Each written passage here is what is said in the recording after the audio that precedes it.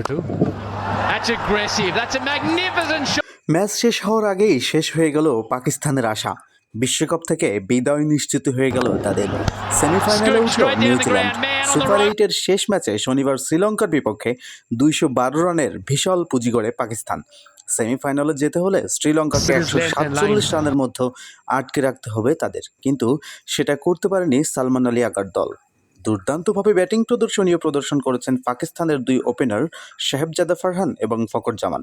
তাদের দুজনের উদ্বোধনীয় জুটিতে 150+ স্কোর করেছে পাকিস্তান, কিন্তু শেষের 5 ওভারে শুধুমাত্র রান করেছে মাত্র 49 রান, যার বদৌলতে পাকিস্তানের রান সংখ্যা মিনিমাম 20 থেকে 30 রান শর্ট হওয়ায় বিশ্বকাপ থেকে বিদায় নিশ্চিত হয়ে গেল পাকিস্তানের। কি দুর্বারই না ব্যাট করেছিল পাকিস্তান, হয়তোবা বিধাতা লেখেনি কপালে, তাই পাকিস্তান সেমিফাইনালে যেতে পারেনি। তবে অত্যন্ত সুন্দর খেলা প্রদর্শন করেছে পাকিস্তান। যদিও পাকিস্তানের সামনে সুযোগ হাতছাড়া করেছে পাকিস্তান নিজেরাই, তাদের দুর্দান্ত কিছু ফিল্ডিং হাতছাড়া করার কারণেই কিন্তু তারা ইতিমধ্যে বিশ্বকাপ থেকে হারিয়ে গিয়েছে।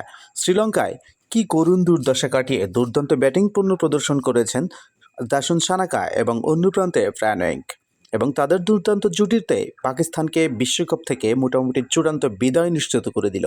বেধড়ক পিটুনি প্রদর্শন করেছে শ্রীলঙ্কান দুই ব্যাটসম্যান। বিশ্বকাপের মতো বড় মঞ্চে ইতিমধ্যেই ফারহান নিজের জাত ছিনিয়েছেন এবং তিনি বিশ্বকাপের সর্বোচ্চ রান সংগ্রাহক। তারা দুর্দান্তভাবে এগিয়ে নিচ্ছিল তাদের দলকে, কিন্তু হঠাৎ করে কেন জানি উপাত হারিয়ে ফেলল যখন ফারহান আউট হয়ে গেল এবং টুর্নামেন্টের সর্বোচ্চ রান সংগ্রাহকের তালিকায় সর্বোচ্চ শিখরে অবস্থান করছেন সাহেবজাদা ফারহান।